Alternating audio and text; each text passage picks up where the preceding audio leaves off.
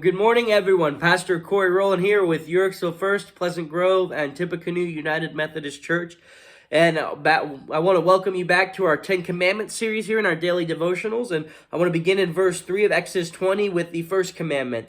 And it says, "You must have no other God but me." So God's first commandment to the people of Israel is that he is to be served alone. There could be no other God in our life. There could be no other God whom we give loyalty to.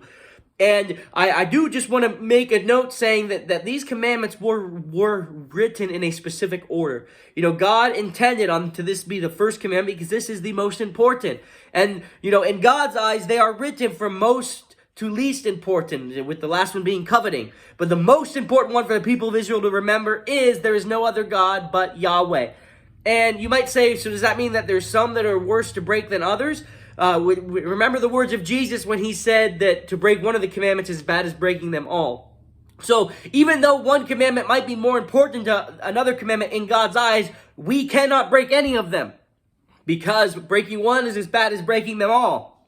But the first one is, you must not have any other God before me. And you might say, well, that's pretty easy for us, but you got to remember the people of Israel often left God to serve other gods.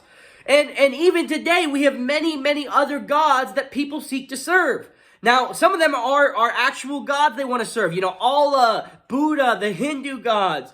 Other times, it's maybe not, we might not call it a god, but it is still kind of, it takes the place of God in our heart, which kind of gets into the second commandment of an idol. What God is saying is he must be number one. There can be no other God. There could be nothing that takes his place in our heart because he is the Lord alone. And you might say, well, why would somebody want to serve another God? You know, because honestly, if you look today, Christianity is no longer the fastest growing religion. The Muslim religion is the fastest growing religion. So why would somebody seek to serve another God other than the God of the Bible? And the simple question is because all the other gods are man-made. They are made up by humans. And so why that is important to note is because all these other gods play right into our human desires. You know, they play right into what we want in a God because it's a God made by us. And we're not going to make a God we don't like. And that's why oftentimes it's so hard for people to follow God, is because God is so contrary to our nature. And that's how we know he is the only living God.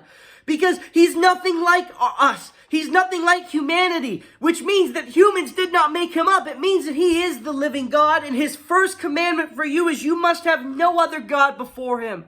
And so my challenge for you is to serve the Lord alone, to be completely committed to serving God. And you might say, well, I have no other God before Yahweh. But my question to you is, are you serving him wholeheartedly? Or is there something in your heart that you're allowing to take your desires away from God? Is there some kind of sin you're keeping inside? Serve God alone, for you can have no other God but Yahweh. Amen.